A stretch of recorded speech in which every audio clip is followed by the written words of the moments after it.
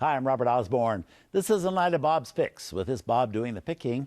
And on this April Monday, I've chosen films which each feature a famous dancing lady. And our next lady and her film are not going to be very well known to many of you, but really should be. She was one of the great movie dancers of the 1930s, not in Hollywood, but in England, where you could say she was the British equivalent of the star of our last film, Eleanor Powell. Her name is Jessie Matthews, and in the 1930s, even though most British films were not shown widely in America, the musicals of Jessie Matthews were very popular. Her films were so popular that they even played New York's prestigious Radio City Music Hall. Well, the Jessie Matthews film we're going to bring you is the most popular one she ever made. It's called Evergreen, and it's based on a stage musical that Jessie had also done in London with great success. Now, she's not a whirlwind tap dancer like Eleanor Powell, but instead a very graceful, attractive dancer of a gentler sort, often referred to as the dancing divinity. And in this movie, Evergreen, she dances to great music, specifically written for her by America's Rodgers and Hart. How good is she? Well, let me just say that Fred Astaire always wanted to dance with Jessie Matthews in a movie, and several times it almost happened. In fact, right after Fred had made Flying Down to Rio, which was his first movie with Ginger Rogers, he was offered the male lead opposite Jessie in this movie Evergreen. But RKO, where he was under contract, wouldn't let him do it. It has been speculated many times in many quarters that if Fred and Jessie had danced together at that point, the team that might have lasted could easily have been Matthews and Astaire instead of Rogers and Astaire. Here from 1934, Evergreen.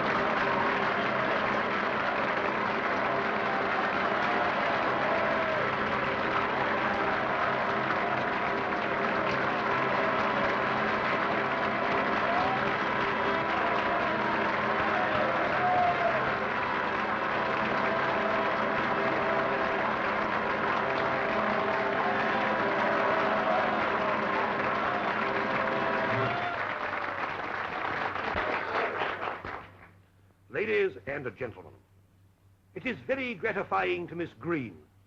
It is very gratifying to the management to listen to such heartfelt appreciation as you have just expressed.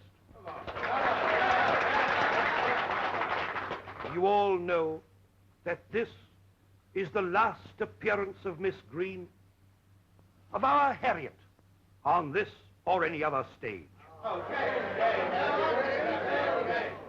Harriet? She'll be back on the stage in 2 years, sure as I'm breathing. If not in 2 years, in 20. They always do, you know. It's like a fever.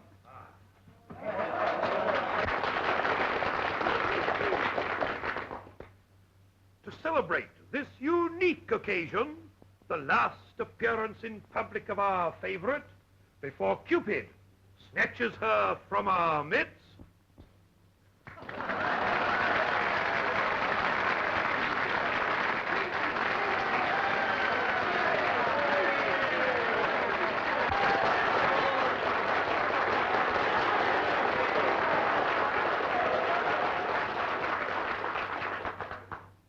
As I was saying, Miss Harriet Green, to celebrate this unique occasion, has consented with her company to sing the song that first endeared her to you, to me, to all of us. Daddy wouldn't buy me a... Thank you.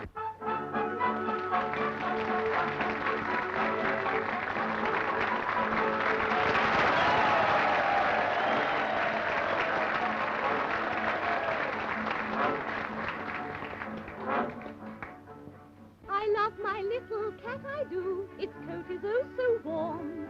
He comes each day with me to school and sits upon the form.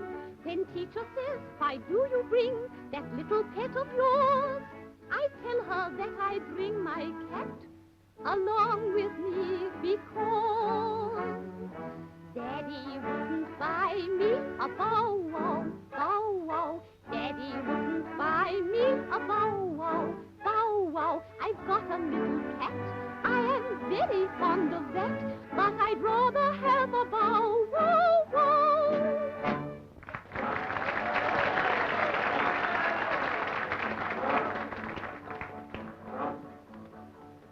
We used to have 2 tiny dogs, such pretty little dears.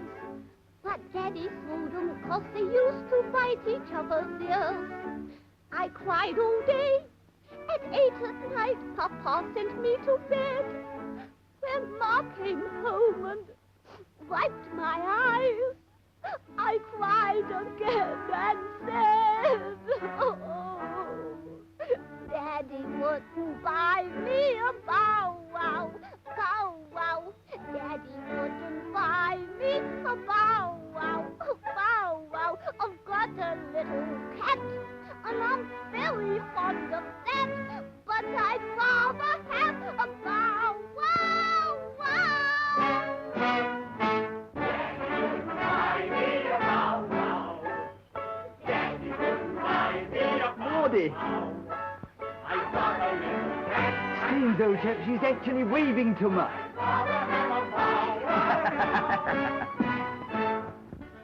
See Lord Shropshire looking at me. The old walrus. I'll throw him a fish in a minute. What do you want to set your cap at him for? Oh, 100 reasons.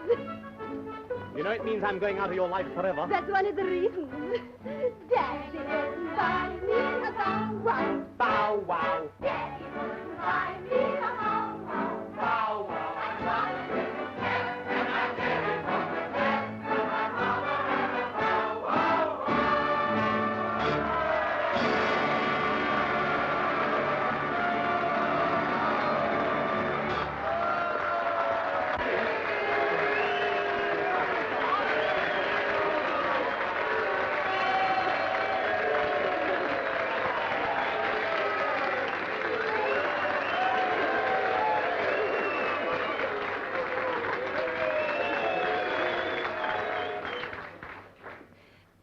Ladies and gentlemen, I want to cry, but I mustn't, because I don't want to look horrid the last time you see me. Nonsense, you look wonderful. I would rather leave you all at this moment. the moment when you love me most. I would never like to grow old before your eyes. You'll never grow old, Harriet Green. Evergreen.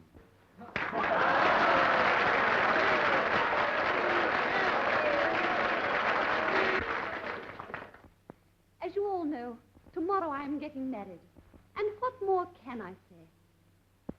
Except that I am marrying a kind and a splendid man.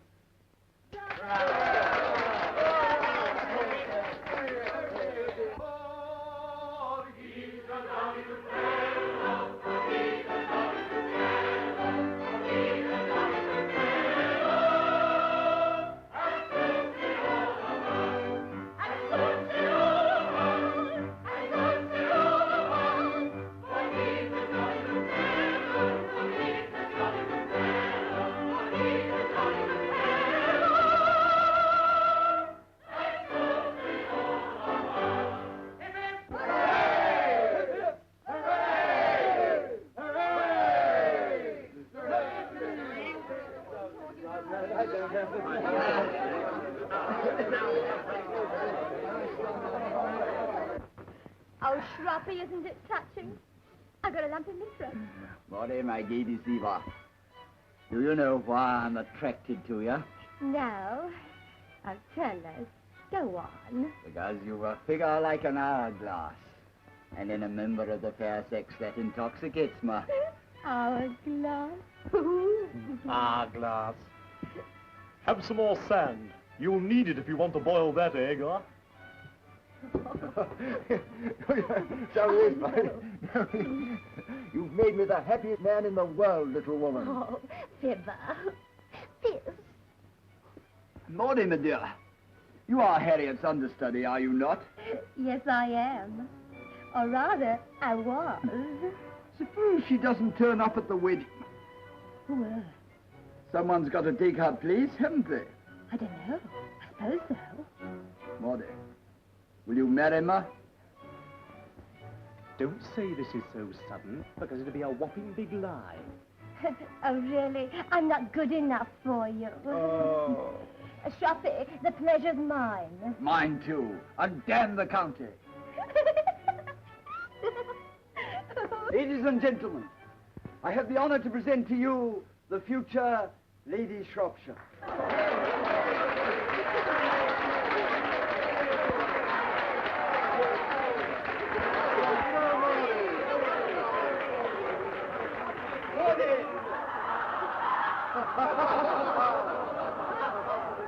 But this may mean that I will never grace the boards of the Tivoli again. London will never get over it.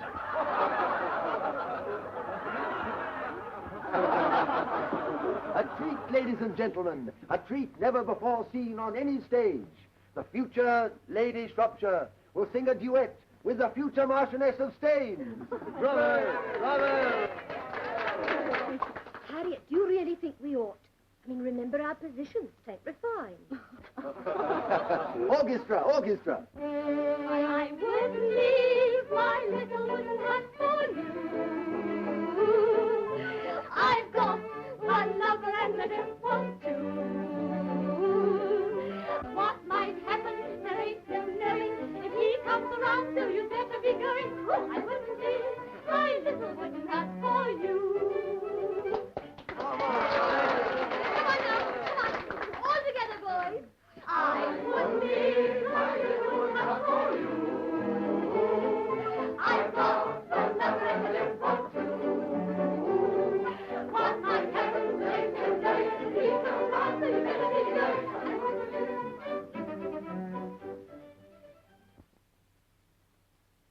I beg your pardon.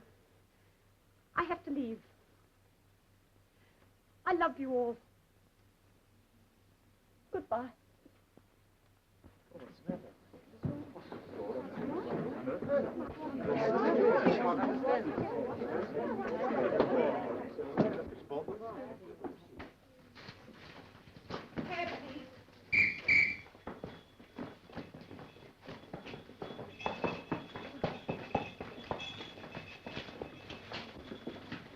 No, dear. You must stay behind and look after our guests. But I... Hawkie will see me home. Goodbye. Bless you. Miss Green's apartment.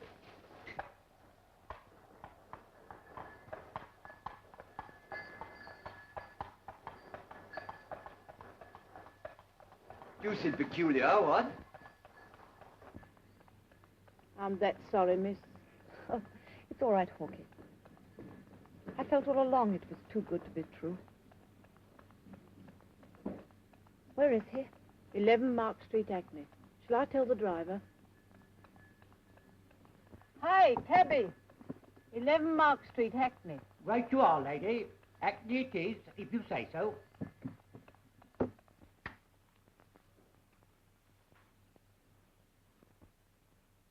My darling long-lost girlie.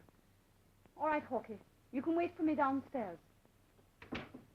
I thought I'd seen the last of you this time.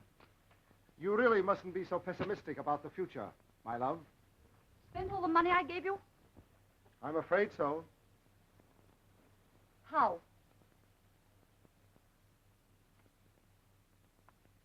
And our little daughter? In a place where you will never find her. Well, George? My ship got in this morning, and the first thing I read in the paper was you going to be a marchioness. Congratulations. Very sweet of you, George. He's a millionaire, isn't he? Well, little girl, we're in clover. We? You and me. I see. Good thing I never married you, eh, my love?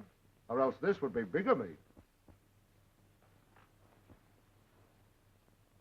Are you coming to the wedding, George? You bet. You wouldn't like me to give you away, would you?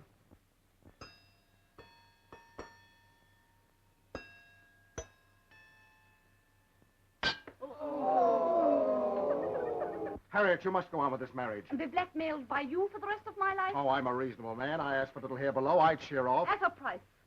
And unfortunately, you'd sheer back again. Oh, no, George. I'm not so keen on marriage as to let myself in for that. But this means everything to you. Perhaps it does. But my own peace of mind means still more. Harriet, this is a chance of a lifetime. For you, yes.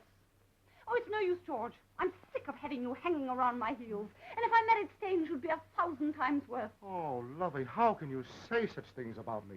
Besides, your engagement's been announced. If I'd thought you were going to turn up like this, I wouldn't have dreamed of going on with it. But you must go on with it. My dear, it's a gift. And think of the poor Marquis. How can you be so cruel to him? Why, you're liable to break the young man's heart. They say he's as sensitive as they make him. And if you let him go, why, he's liable to throw himself from his own battlements. And his blood will be on your head. Harriet, you can't go to heaven branded as a murderess. Hawkie, I've made up my mind. Go up and tell him that I've left the stage. Tell him that I am not going to get married. That I'm going to clear out and go back home to South Africa. And me, lovey. Aren't I coming with you? No, Hawkie. You're going into the country to bring up Harriet Jr. Couldn't you bring yourself to take her with you? No, Hawkie. Her father stands for too much that has been miserable in my life. My life is going to be my own from now on. You'll bring her up beautifully, Hawkie. I'm sure of that. Harriet. Harriet, my love. You must listen to reason. And she'd have made such a lovely marchioness. Don't I know it?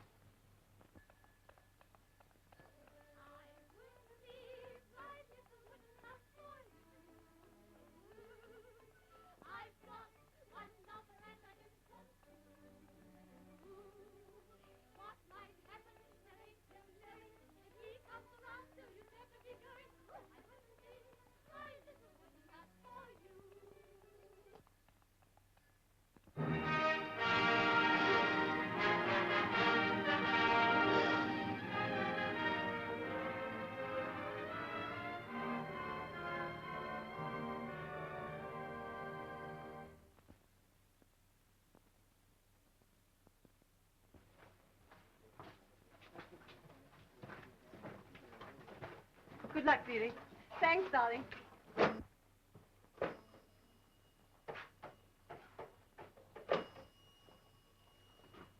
Card? Card? Yeah. What's all this about? I'm all right, really. I was a bit overworked in my last job. That's what it is. And when was your last job? About 6 months ago. But today's my lucky day.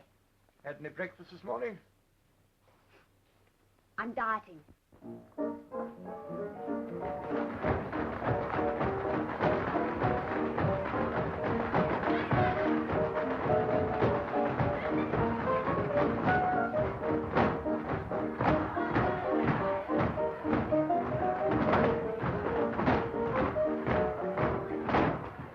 That was terrible, boys. Terrible. I'll tie pink ribbon round your necks and send you home to your mother soon if you don't wake up. And keep quiet. There's nothing to laugh about. Charlie, let her go. 1, 2. No. Yes, Mr. Ben. Lady Evergreen would like you to lunch with her on Friday. I'll take a note of it. Yes, Mr. Ben. Oh, I want to see those girls. Right. Skirts up. Yeah. Mr. Ben, have you decided on the blue carpet or the pink for the ballroom scene? I want red. Yes, Mr. Ben. Now, tempo, tempo. Could you give me a rehearsal group, Mr. Ben? No. Yes, Mr. Ben. Stop, everybody. Stop. This is a nice time for one of my chorus ladies to turn up in the morning, isn't it? Yes, Mr. Ben. Don't you get enough sleep? What do you think, Mr. Ben? Keep quiet, everybody. From the commencement, Charlie. 1, 2. Stop! This is all got to stop. Rest up for 15 minutes, girls. Mr. Ben, what about these other girls? I don't want to see any more girls today. Right, Mr. Ben. Sorry, ladies, no more auditions today. Now, what is it? I'm livid. Yes, you look a bit off. What the hell's the matter with you? Am I supposed to be your young and glamorous leading lady or not? Supposed to be? Yes. And didn't you promise me some really good publicity? I was tight at the time, but I did, yes. Well, listen to this. Oh. Miss Marjorie Moore, the well-known divorcee. That's a great help, for God's sake. Celebrated her 35th birthday very quietly in her tiny Knightsbridge flat with a little tea party. Fetch me Mr. Thompson. Go on, fetch me Mr. Thompson. Yes, Mr. Ben. Mr. Thompson! Mr. Thompson! Here I am, Mr. Ben. Ah, there you are. What do you mean by this? Oh, I'm not sitting anymore today. How dare you say I'm 35 when the whole world knows I'm 28? It's a new idea of mine. Truth in advertising. Besides, it says in the theatrical Who's Who that you're 38. Oh! And how dare you describe this lady's flat as tiny? It's enormous. Well, you know it better than I do, sir. What does he mean by that? Well, let that pass. I thought it might be good to suggest that Miss Moore has simple tastes. And as far as the public's concerned, Miss Moore's flat isn't in Knightsbridge, it's in Mayfair. Yes, Mr. Ben. Don't you realize that what this theatrical profession wants to put it on its feet is a new and original idea? Can't you think of something startling and original? I have, Mr. Ben. I thought of it this morning while I was cleaning my teeth. Oh, what was it? Couldn't we suggest that Miss Moore had had all her jewels stolen? Marvelous. Get out. Mr. Ben. Get out! Oh! Where's my chair?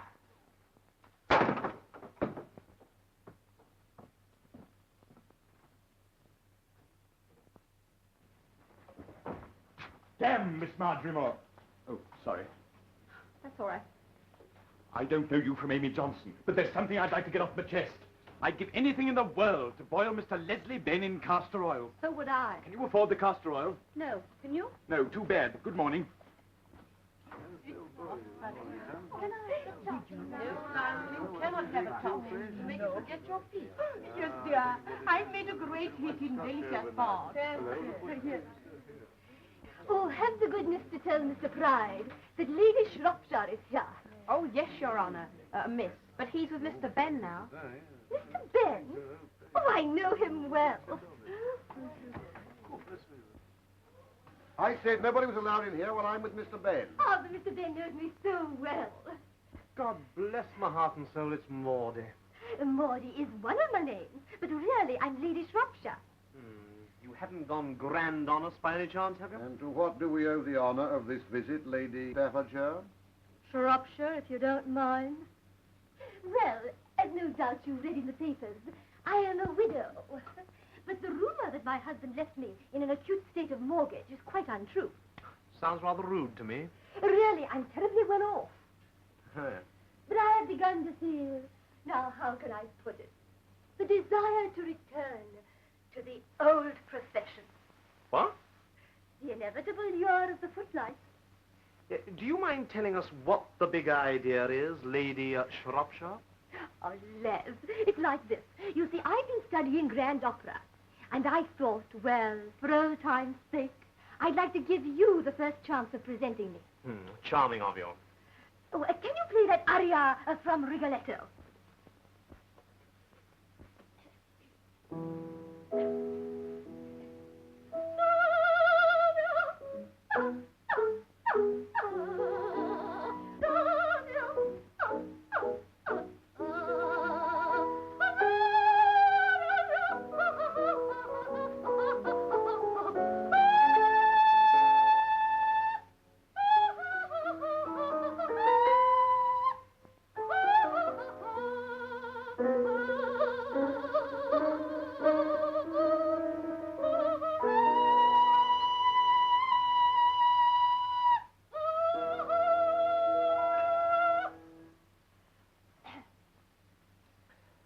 Maudie, you've moved us strangely.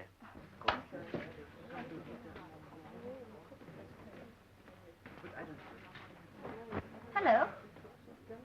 Oh, hello. I thought you were a publicity man. So did I. So I was. But I've decided to go back to the stage again. How nice. You couldn't get me to touch that damn publicity racket, not with a barge pole. I haven't got a barge pole. Oh, clever, aren't you?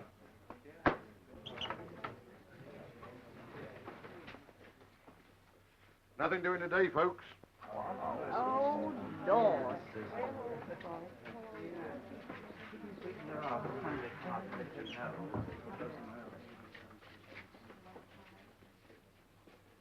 They always say that. I'm going to wait.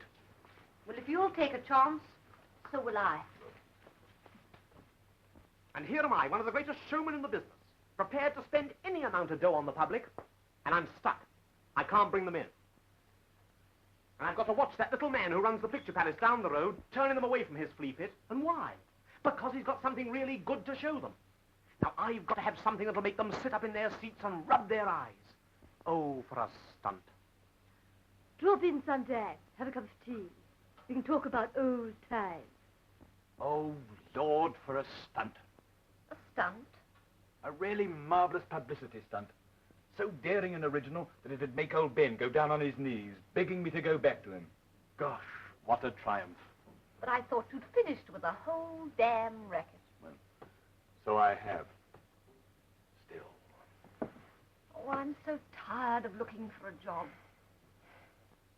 Am I seeing things? What's the matter? Are you ill? It can't be Harriet Green. I'm afraid you've made a mistake.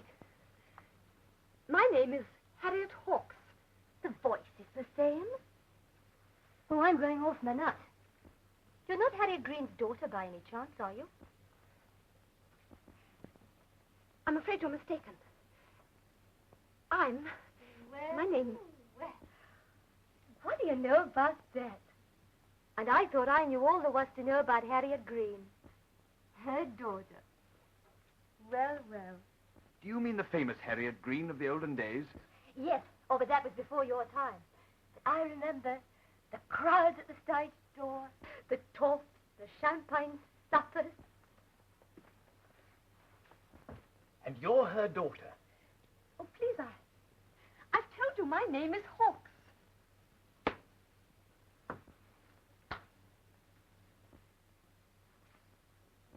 What's the matter with you? Don't talk to me. I'm giving birth. Really? What is this world coming to? Who is that young man? I don't know, but I think he's awfully silly. I've got it. I'm going to put you at the top of the tree, my girl, by a stunt. By a stunt that'll make Leslie Ben's hair stand on end. A stunt that'll put Hitler and Amy Macpherson in the shade. A stunt that'll make all London queue up to see you, my girl. I say, did you hear me say nothing doing today? You're wrong, old man. Gosh, how wrong you are. Come on, let's go to lunch. I don't know who's going to pay for it, but come on, let's go to lunch.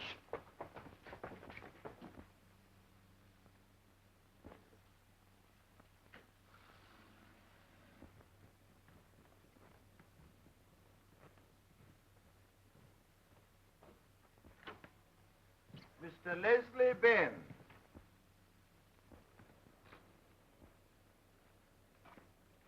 What the devil do you mean by this? Oh, you two know each other. How nice. We do not. Oh, but you must meet. Such a clever young man, Leslie, and a great friend of mine. Mr. Ben, what did you say your name was? Thompson. Oh. Now listen, Maudie. I thought I came here to talk over old times. Oh, did you? Of course you did. And while you're here, I'm going to show you the greatest idea ever presented. A chance that comes to a man only once in a lifetime.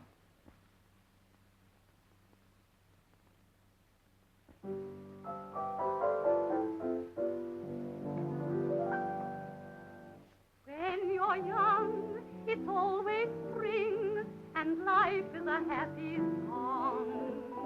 How we laugh at care and sing as we roll along. So the years go rushing by, and spring is a memory. Life will always be the same sweet song to me. When you've got a little springtime in your heart, you can laugh at all the wintry winds that blow. Though December comes your way, for you the birds will sing, and buttercups come peeping through the snow. You'll be young, you'll be in love your whole life through, just as young and more in love than at the start. And each happy scene will be evergreen as the sweetest blossom in June. When you've got a little springtime in your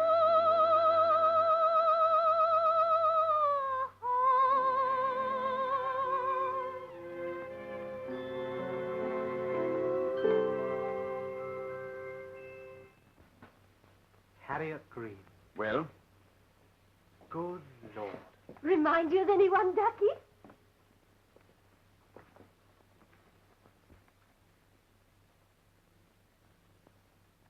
It is Harriet Green. Of course it is.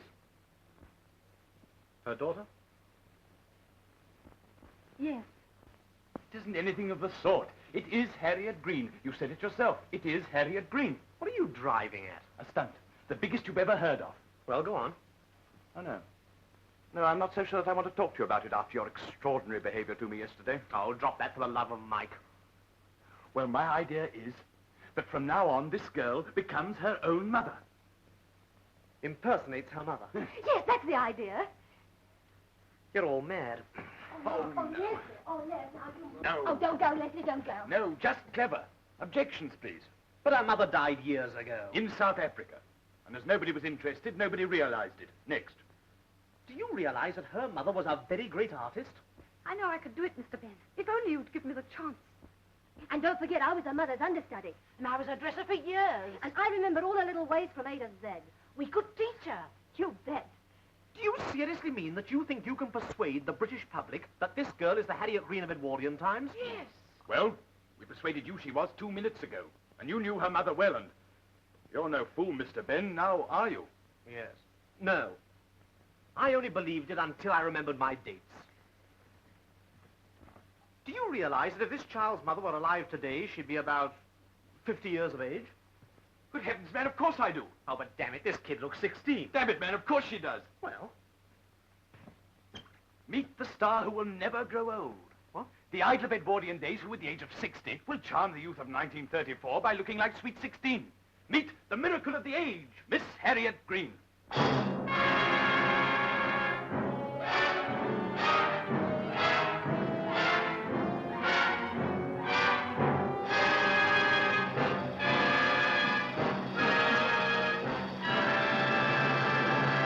If I give in to you, I'm giving in to Now, myself. Harriet, come along.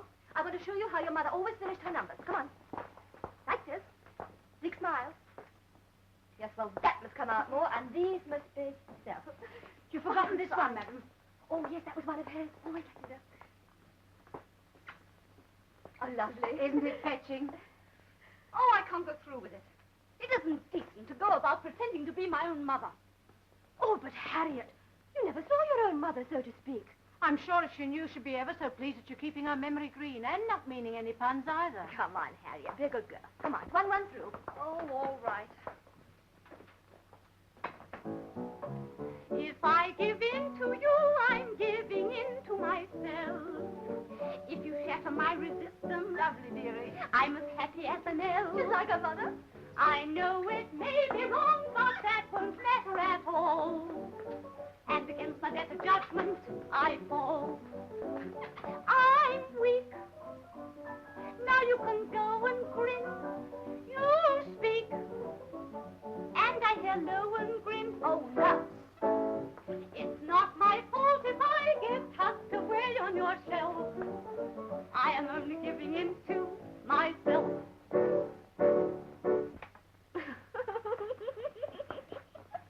That was lovely, dearie. Oh, give me a hanky. You could never sing like that. They'll think you've been taking some of them monkey glands to make you young. Besides, Harriet, you look so lovely dressed as your mother. All the boys will fall in love with you as they did with her. Now listen, kids, we only got 3 more days for rehearsing. Good morning. Morning. Quiet. I want to get a polish on. Now you watch your tempo, and you're very ragged. And listen, kids, for heaven's sake, look as if you were enjoying it. I'm the only doctor who can cure your ills. No funny medicines, no bitter tasting pills. I've a magic cure as simple as can be. I just prescribe this sweet little melody. Tinkle, tinkle, tinkle. What if the raindrops sprinkle? Tie a little bell to your dancing shoes and the sun will shine. Tinkle, tinkle, tinkle. What if the stars won't twinkle? Tie a little bell to your dancing shoes and the stars will shine. When you moan and groan, then trouble comes around. He flies miles and miles from every happy sound. Tinkle, tinkle, tinkle. What if the raindrops sprinkle? Tie a little bell to your dancing shoes and the sun will shine.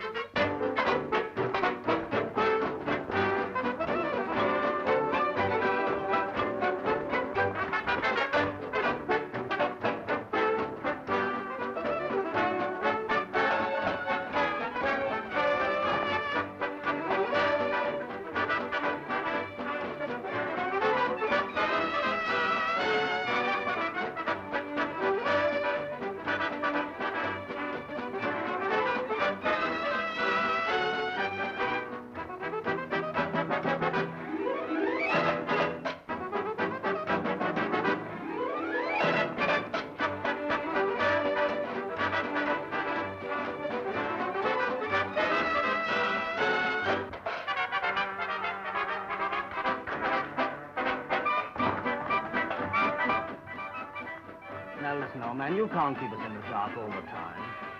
The Tribune's got to know something. Tell me, is Harriet Green rehearsing today? No. Is she ever going to rehearse? No. Is anybody ever going to see her at all?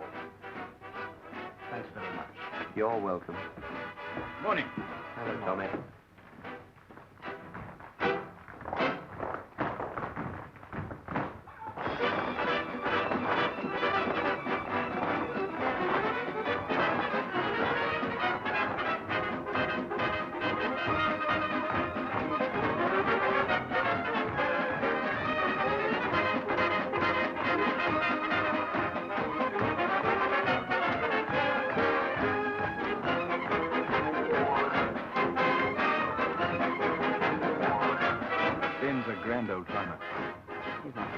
But what about Harriet Green? Ooh, come with me. I've got all the press up in the box. I'll give you a really big story.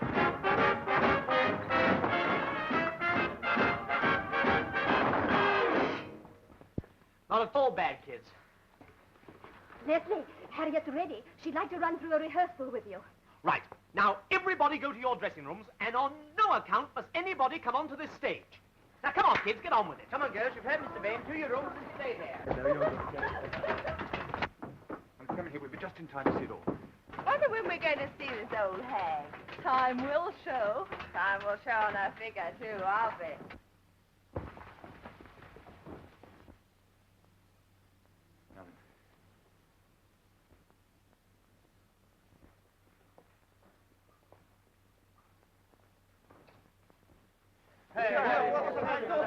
See you on the first night, boys.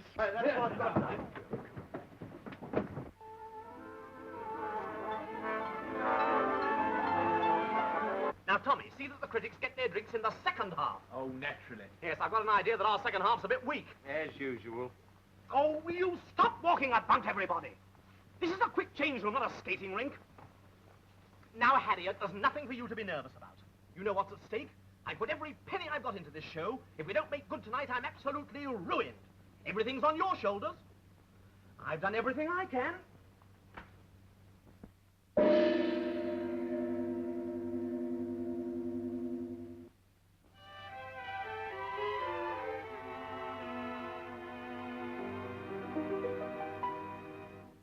When you're young, it's always spring, and life is a happy song. How we laugh at care and sing as we roll along. So the years go rushing by, and spring is a memory. Life will always be the same sweet song to me. When you've got a little springtime in your heart, you can laugh at all the wintry winds that blow.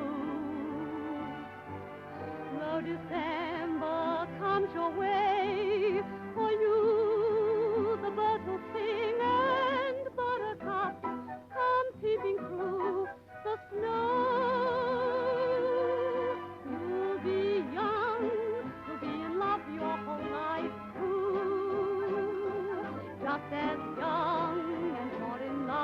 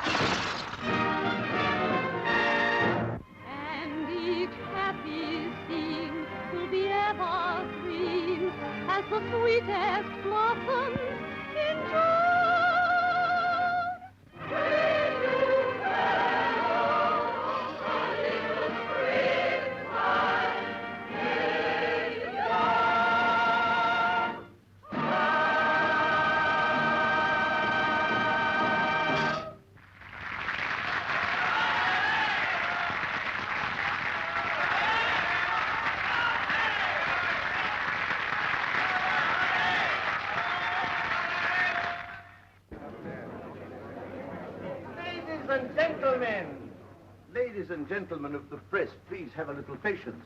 Miss Green is not so young and is easily tired. The excitement of her great triumph last night has exhausted her.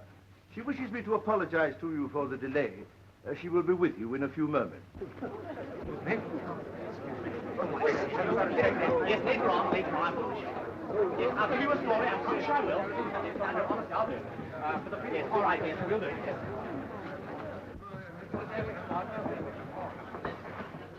Ah, there you are. My dear, you look beautiful. Are you ready? Yes, Well then, let's have them. I'll conduct them in.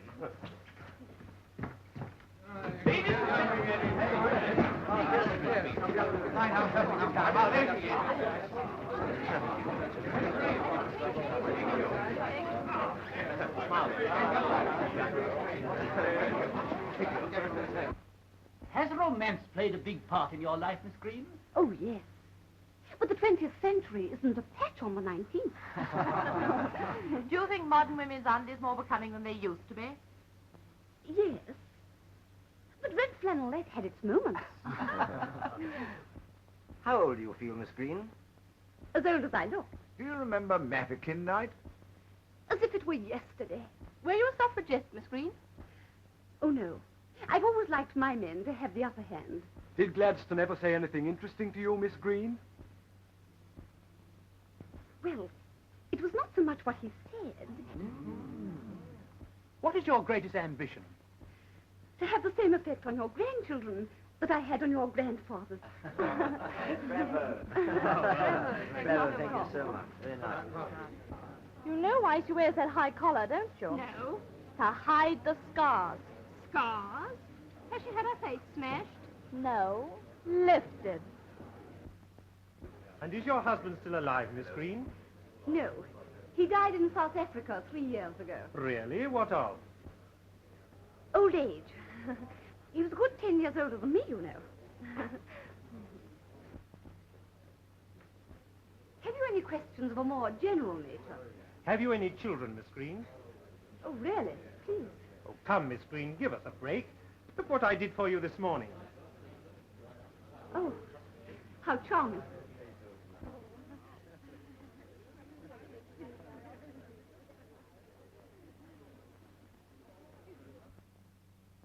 Oh, excuse me, I must consult my general manager. What are you trying to palm off on me? A most interesting notice. This should get us a long run.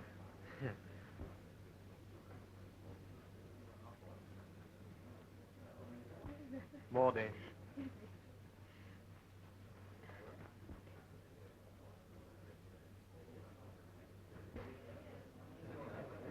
Now, that's in the second act, and that's in the third. And, oh, you must publish that one. That's the scene with the comic. You remember? This'll be 10 years, not 3. Listen, Leslie.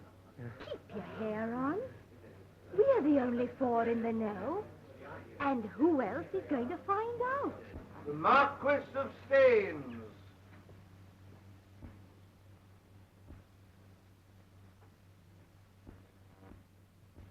My mother's old fiancé. My dear. Amazing. Not a year older. Not a muscle changed. This is the most touching moment I've experienced since you consented to marry me. Let me see. Why, it must be 20-odd years ago. Don't you remember? Is it such a dreadful shock? Have I changed so much? My dear old Staines. Oh, my dear old Staines. Oh, if only you much Ruffy and I have spoken about you. Remember, never out of the stage door, you old rascal way. What about Monday We said, week? why not bring your bed Oh, and save do time? try and manage Monday week at 7:30. Well, how this does take one back. Why, it's quite shaken me. It's quite shaken me, too. Me too. And me. You don't know what a shock it was to me when I got your letter that night. By the way, you never told me in that letter. Was the child a girl or a boy?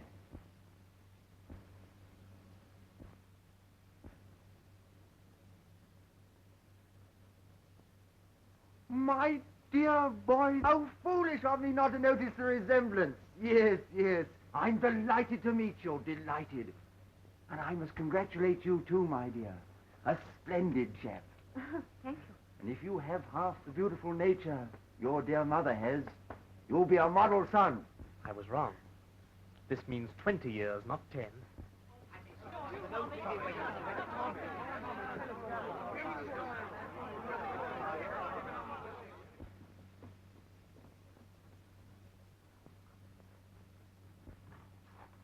Do you think we'd better go and confess? After all, none of us realized it was a crime. Ignorance is no excuse in the eyes of the law. There's no earthly reason why anybody should find out, is there, author of my being? So you really think we're safe? Offspring? Oh, as safe as houses. Simple, see, there's you and me and Maudie and Leslie. Who else is there to know?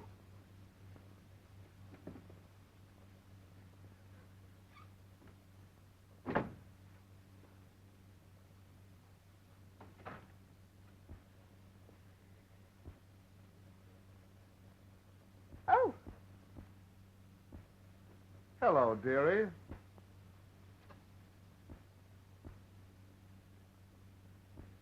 What are you doing in my room? The porter let me in. Well, I'll let the porter throw you out. Here, Harriet. Don't you know me? I'm your long-lost husband. You mean you're mine? Do you mind if I open the window? Not at all, my dear. So long as you don't give me the air.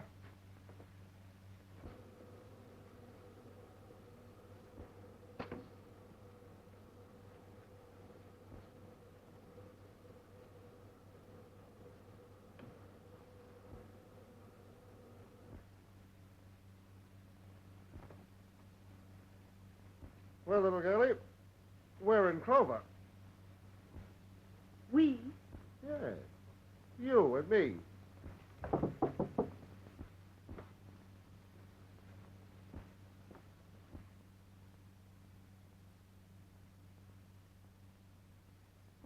Won't you introduce me to your boyfriend? He's not my boyfriend. No, I'm this lady's son. Oh, an only child, eh? Yes. It may interest you to know, young man, that the last time I saw you, I distinctly remember you as a little girl. Oh, no, you don't. I do indeed. I remember quite well. I never could make up my mind which I wanted. A boy or a girl. Just goes to show. Are you my father? No, old chap. Well, I'll tell you what I am. If you're this lady's son, then I'm your grandpa, see? Now then, Harriet, you say you're glad to see your dear old daddy. I'm delighted. Well, I must run along. 1 or 2 calls to make. What calls? Well, I just thought I'd barge in on the Marquis of Staines and have a chat about the old days, when he was in love with your mother. Oh, no, you don't. Yes, but he may remember to pay me a little sum that he lent me some time ago. How much? Oh, it isn't much. It's 200 pounds. I'm a reasonable man, and as long as I can keep body and soul together, that's all I ask for here below. Thank you, Sonnie. Pleasure's mine, Pop. Well, goodbye till our next meeting, Harriet Green and Son. Harriet Green and Son. Harriet Green and Son. What an idea!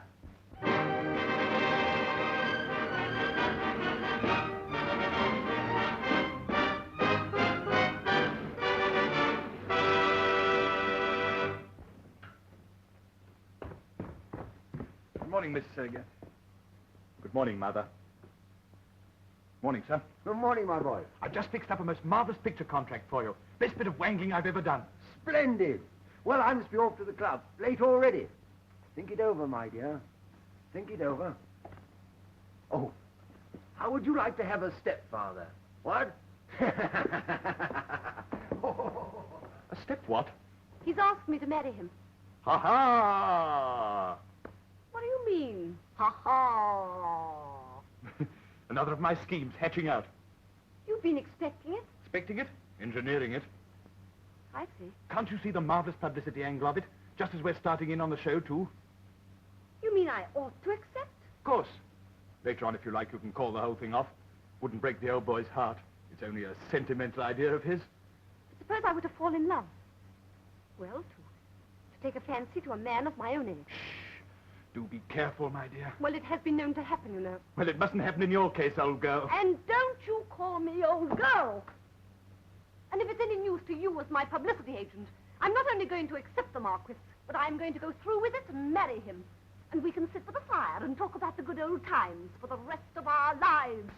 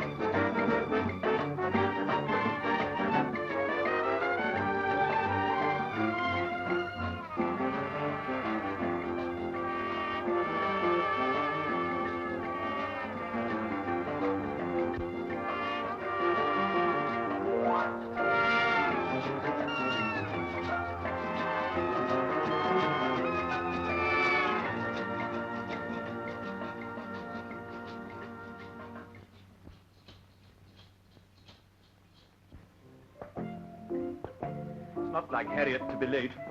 She's never been late before. That doesn't prevent it being excessively irritating that she is today. You're very peevish today, young man. What's the trouble?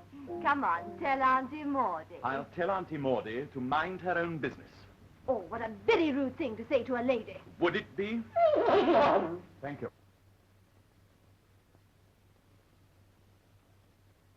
You're late. I've been driving round the park with my fiancé. Oh, not the dear Marquis. Don't be such a damn snob, Maudie. Oh, I like that coming from you. When you worked the whole thing, you know you did. You naughty boy. That was a publicity stunt. And publicity's everything, believe me. Isn't it, Mr. Thompson? Oh, you. Now, kids, give me romance. Now, here's the spot for it in the show. Now, in this number here, you're chaste. I mean, you're pursued. You're very coy. You, the pursuer, virile. Got that? Right. Now, in the first little ta-ta-ta-ta, I want a kiss. Very coy again. Then in the second ta-ta-ta-ta, a more passionate kiss. And at the end of the refrain, you're abandoned. All right. Come on, Dickie. As you draw me near you, I ought to fear you rather than think you grand. But I can't dissemble, it makes me tremble merely to touch your hand. Though we defy conventions, I'm so glad. No proper apprehensions have I had. All of our transgressing seems such a blessing. Am I bad? Dear, dear, this is much too nice. It won't happen twice. Dear, dear, Do you think we should get hot? dear, dear, this is all so quaint. And I'm not a saint. Dear, it's too good to be good? Hot again. No love scenes on movie-tone screens compare with the one we've staged now. with the urge completely to merge, you'd think we were both engaged now. Dear, dear, one is made from two. Which of us is you? Dear, it's too good to be true.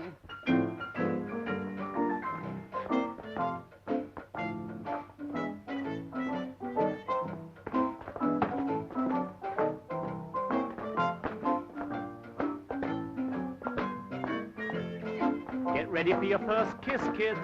You've missed it. All right, carry on.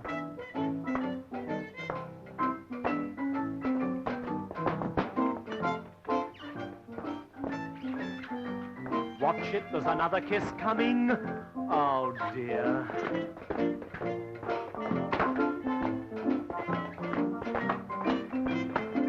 Give me romance, come on.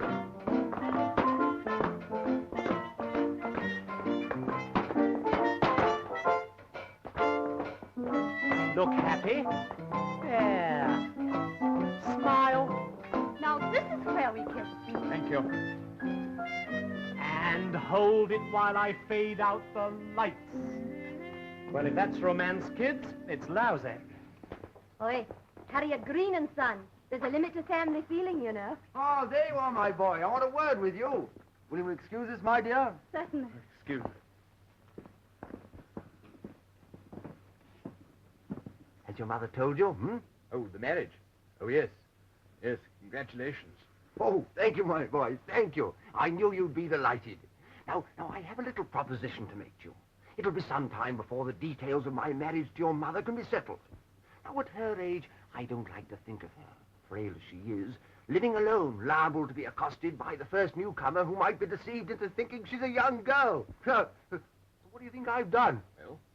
I've taken a charming little house for the two of you, so that you can look after your mother. What? What? Oh. Oh, that's very kind of you, but we couldn't, could we? No. We couldn't possibly accept a house from you. It's lovely. Oh, it's beautiful. Well, I'm delighted you like the new house, and I hope you both sleep well on your first night here. Goodbye, my dear. Goodbye. Goodbye. Oh, goodbye, my boy. Good night, sir. Dear old gentleman, isn't he?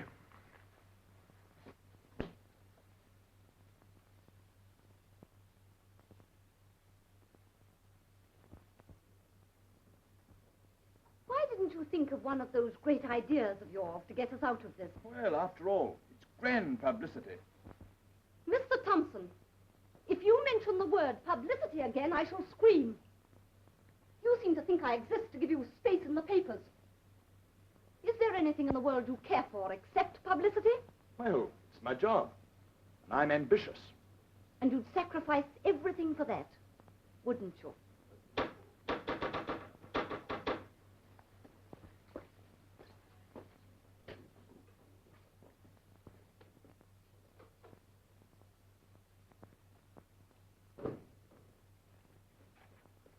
Good evening, my children. I hope I don't intrude. Not at all. It only needed you, and the day is complete. As a matter of fact, my boy, I'm shy of cash. I thought as much. So if you could let me have £300... You've had 1,500 from us already. So I have. But I've got a lot on my conscience. I'll let you have the money tomorrow. Now get my it. daughter, my only daughter. I'm a reasonable man. As long as I can keep body and soul together, that's all I ask for here below. In your state, it's not safe to let you have the money. It's not safe not to. Not a word.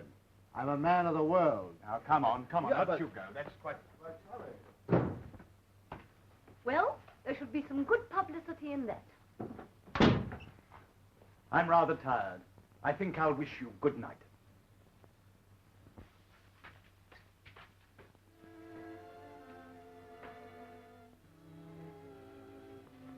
Good night.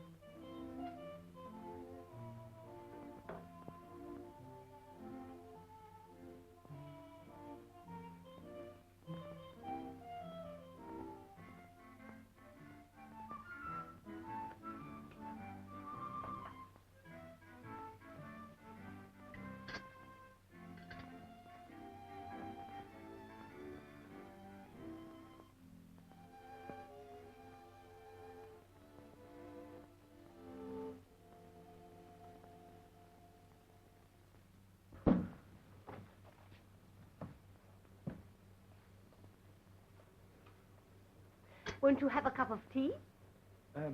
Thank you. I can't sleep a wink. That's funny, neither can I. Oh, my tea's hot. It's funny, so's mine. I never sleep in a strange bed. Neither do I. You know, Harriet, I don't think this stunt is treating you fairly. Oh, I don't know. It's brought me a lot more money than I ever thought I'd have. A career, which I've always wanted. A charming fiancé, which I'd always hoped for. And a dear little son, which I never expected. Good night.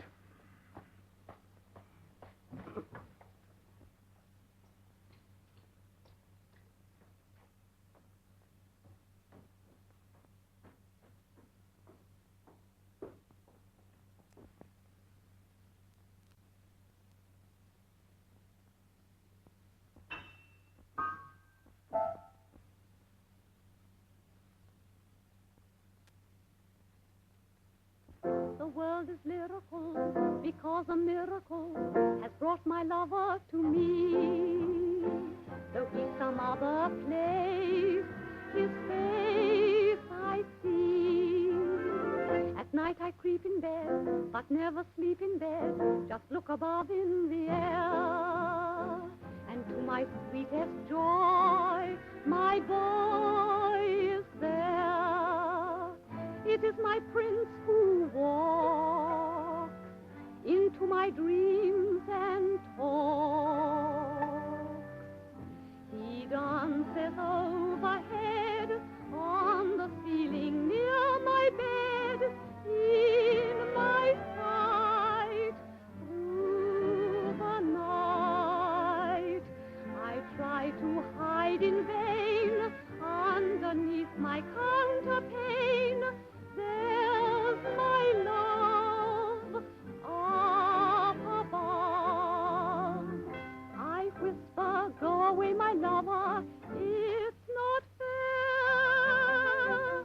But I'm so grateful to discover he's still there. I love my ceiling more, since it is a dancing floor.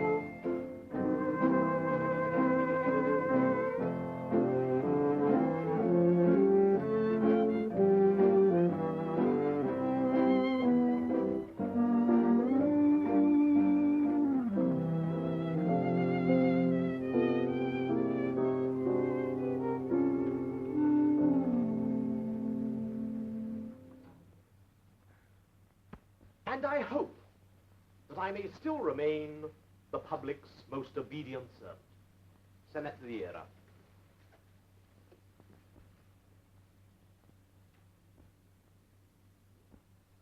I've got a great idea. You have? Cough it up, my lad. Yes, I think it's just the way to finish the thing off, a sort of marvelous finale. I suggest that Harriet Green vanishes. Vanishes? Into thin air? No, South Africa. I see. On the day before her first night. Why? Because she's tired of it all. Yes. Well, we don't want her to be tired of it all. Have you seen the box office receipt? Now, wait a minute. She vanishes. And 3 weeks later, her young and beautiful daughter arrives in England to console her mother's heartbroken public by taking her place. You see, she's been studying singing and dancing hard. On the veldt, I suppose? Yes. No. Do you realize what this means? Impersonation. Fraud. We've been lucky enough to get away with it up to now, and we've got to go on with it. Well, suppose I tell them it was all my idea. This young man's crazy, Harriet. Do you know what's wrong? Yes, I think I do. Don't you see, Harriet? Harriet Green, the star, disappears, and the daughter comes to England. I see. And you go to Southampton to meet your sister. My sister? Oh, Lord, yes. Oh, Lord, my sister. Oh, Lord, my sister. It's the excitement. That's what it is. He's been overworking. Suppose we do follow out that idea of Tommy's. Suppose we do. And everything gets found out. Exactly how many of us would be for the... High jump? Yes. Well, you'd be first. Impersonation and fraud. And then Tommy for posing as your son. What about you and Maudie? Well, of course, if you'd like to have it that you took us in, the same as Staines and the public, I suppose we'd get off without a blot on our escutcheon.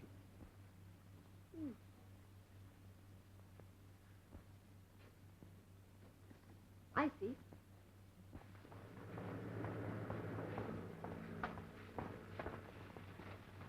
Ah, my boy, did you get it? What would you do if I didn't give you this money? Don't be silly. I go straight to Scotland Yard and give the whole game away. That's what I do. Is that a promise? It is.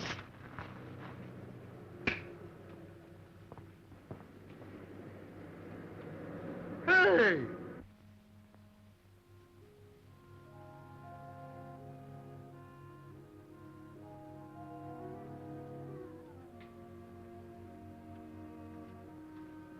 Darling. Thank you. Now, you mustn't get too tired tonight, my dear. I won't. Darling, come here a minute.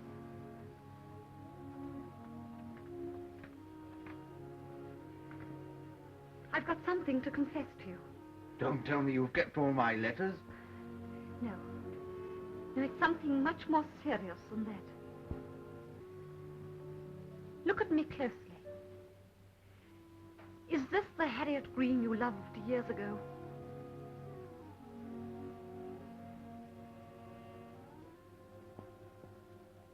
But aren't you furious at being taken in like this?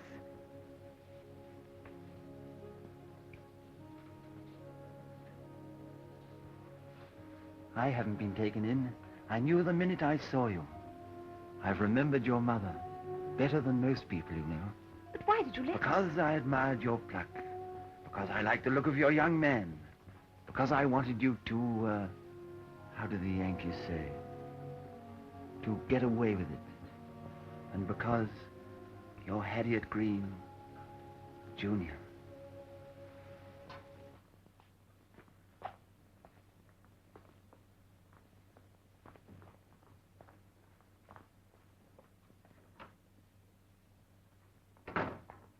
Come along, my dear. I'm sure it's going to be a most exciting first night.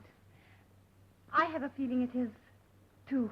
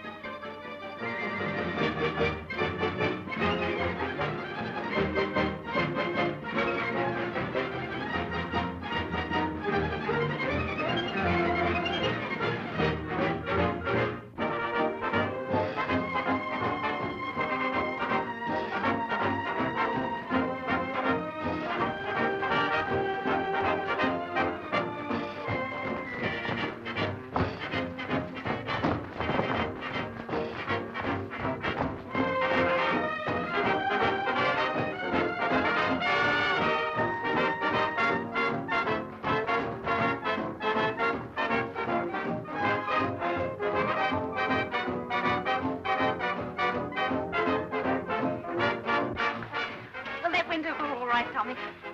I say you must keep this corner clear, please.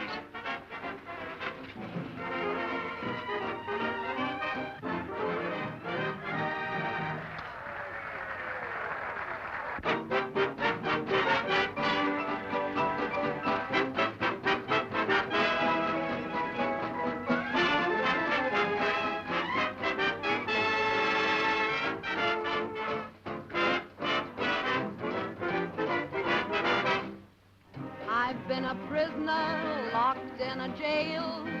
Love held the only key. Here, my girl.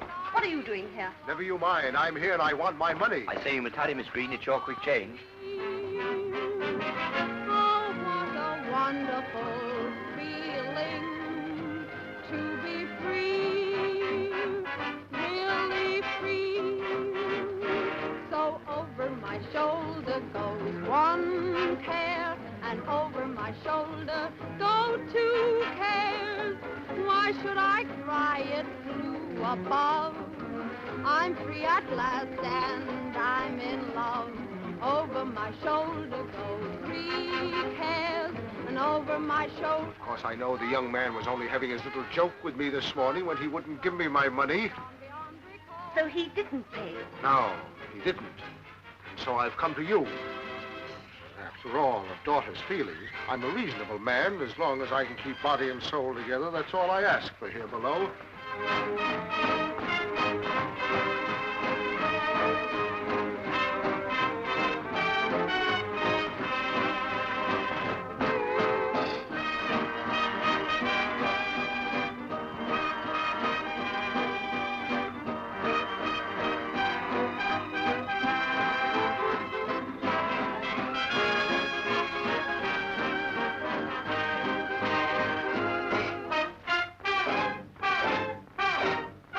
What would you do if I didn't pay?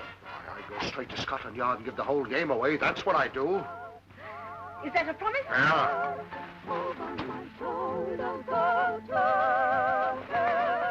Why should I cry? It's blue above. I'm free at last and I'm in love.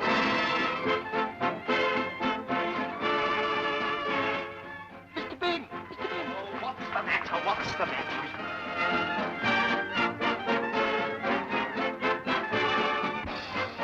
What's she doing? You know she's never done it before.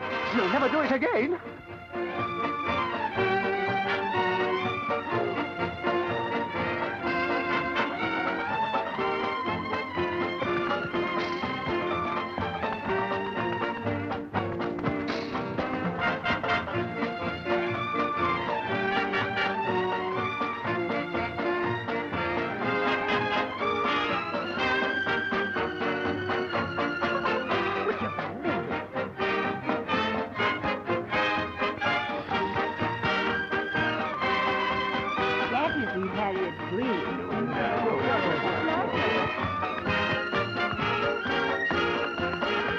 I don't believe she could do that at 60.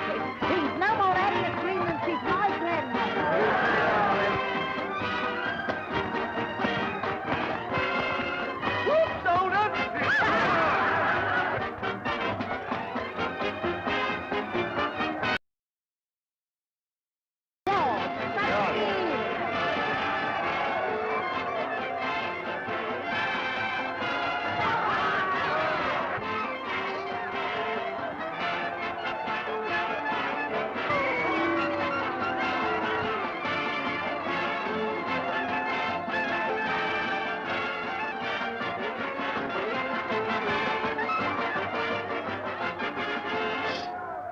Now you know what I've been dying to tell you for weeks. A woman of 60.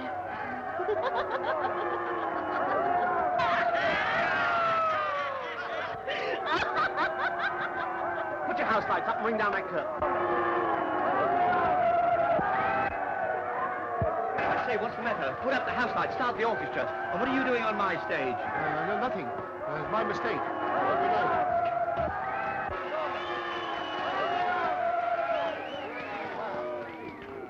She's not Harriet Green. She's a fraud.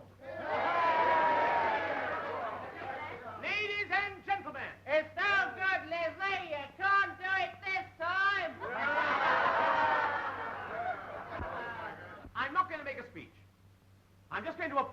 as the sporting British public.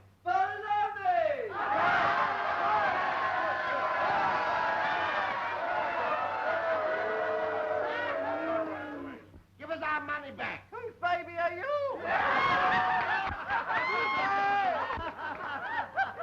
Just the same, we've been had. You've been had. How about me? I've been in love with her for weeks and had to go about London calling her mummy.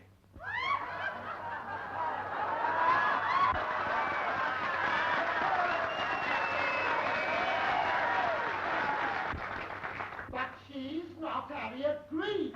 I know that, my friend. But let me tell you something. She's the daughter of Harriet Green. She hadn't got a job. She was hungry. A few of you here may know what that means. But she had the talent she'd inherited from her famous mother. The talent that has charmed you tonight. Now be honest, ladies and gentlemen. It has charmed you, hasn't it?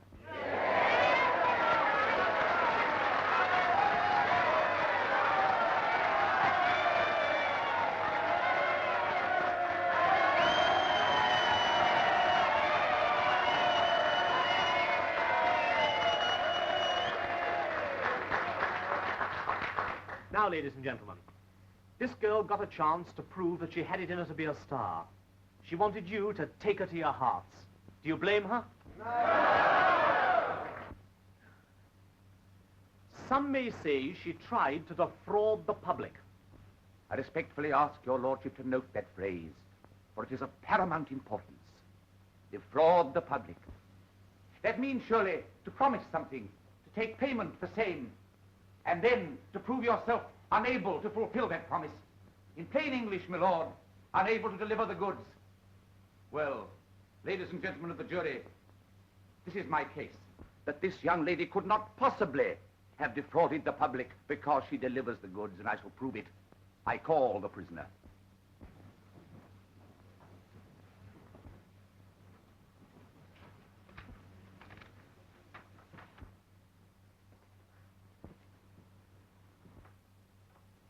You are charged with defrauding the public by impersonating your mother, the late Harriet Green.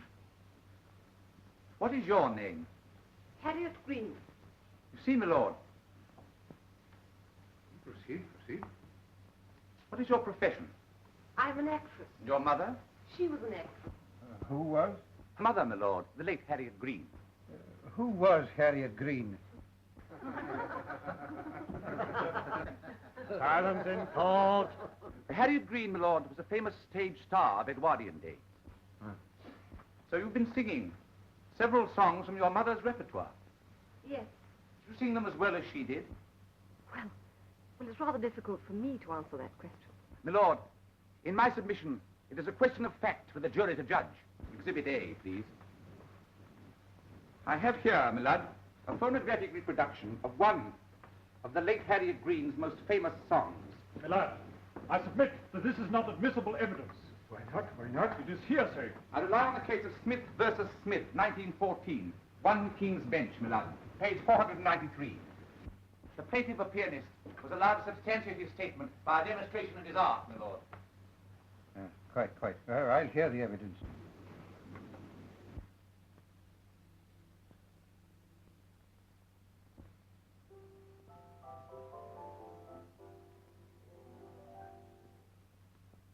When you're young, it's always spring, and life is a happy song.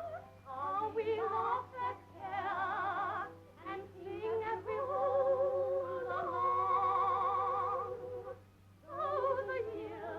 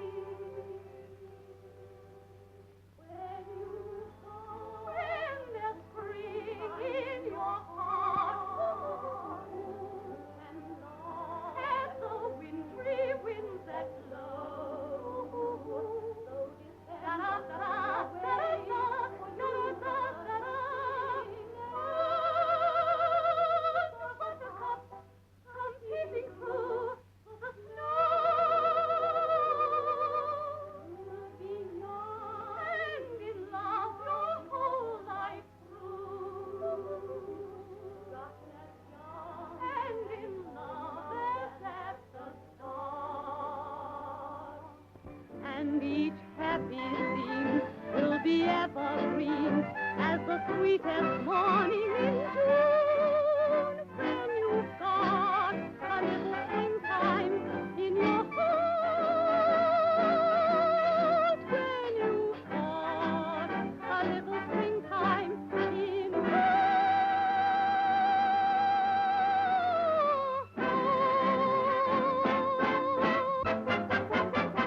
Over my shoulder goes one care, over my shoulder go two cares. Why should I cry? It's too above. I'm free at last and I'm in love. Over my shoulder go three cares, over my shoulder go four cares. Bye-bye to trouble, it's come beyond recall. Over my shoulder goes it all.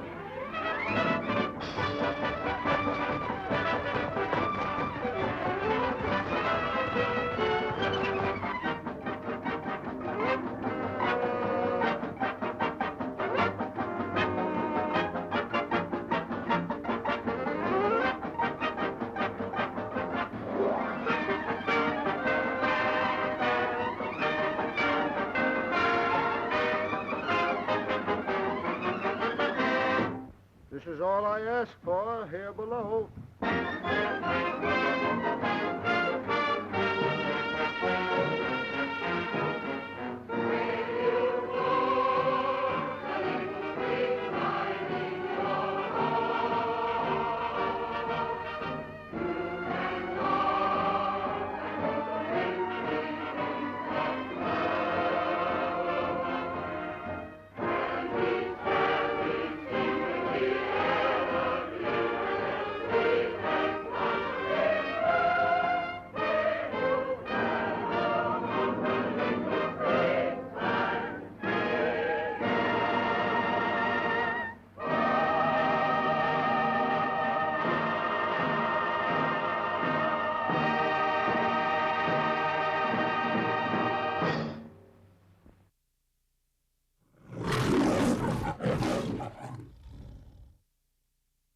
Sonnie Hale, the man who played the frantic producer in this movie, was the real-life husband of Jessie Matthews, who played Harriet Green.